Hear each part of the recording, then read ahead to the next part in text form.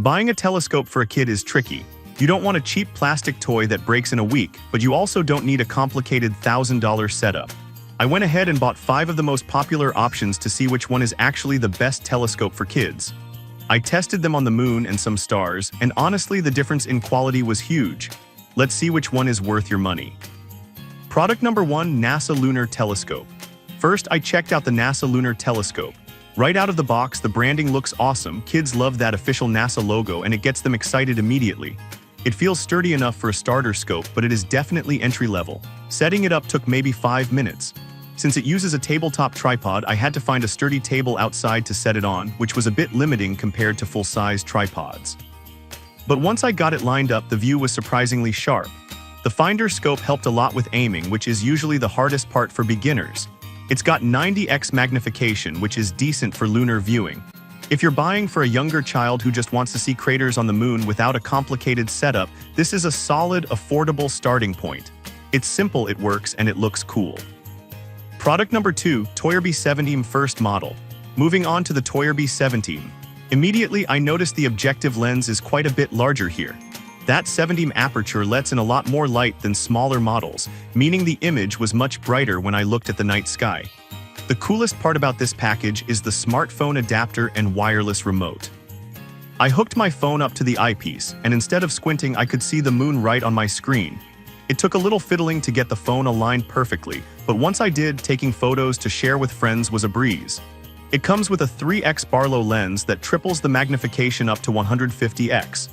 At max zoom, it gets a little shaky, but for general viewing, it's fantastic. It's a great pick if your kid wants to share what they're seeing with the family rather than viewing alone. Product number 3, G-Skyer 70. Then I tested the G-Skyer 17. This one feels a bit more serious. It comes with a specific carry bag that fits the telescope and the tripod perfectly, making it way easier to pack up for a camping trip than the others. The optical glass here is fully coated, and I honestly think this one gave me the crispest images of the bunch. The contrast on the moon's surface was excellent. It has a 400 focal length, giving a nice wide field of view. Aiming it was straightforward thanks to the finder scope with crosshair lines. It made locking onto stars much less frustrating. The tripod is aluminum alloy and feels stable enough, though you still have to be gentle. I think this is the best all-rounder.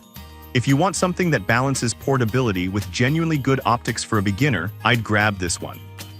Product number 4, Toyerbee 17 Adjustable Tripod Model. I also looked at this other model from Toyerbee.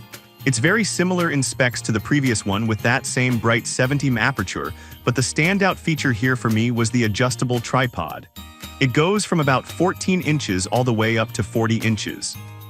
This was super helpful because I could set it low for a seated view or higher for standing, which accommodates kids of different ages really well. Like the other model, the images were clear and bright.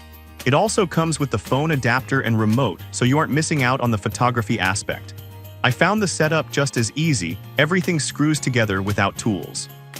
If you have kids of different heights sharing one scope, or you want something that grows with them a bit physically, this flexible tripod setup makes it a very practical choice over a static tabletop mount.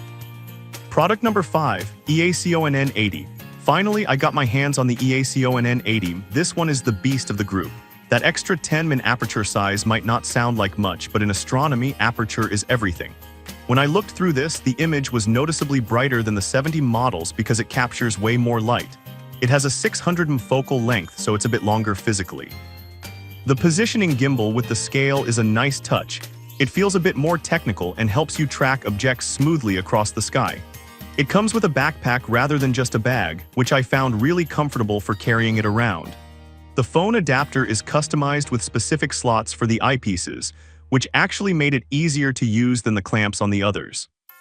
If you're willing to spend a little more for better image quality, this is the one.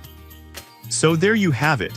Whether you need a simple tabletop scope for a toddler or a big light bucket for a budding astronomer, one of these will get the job done.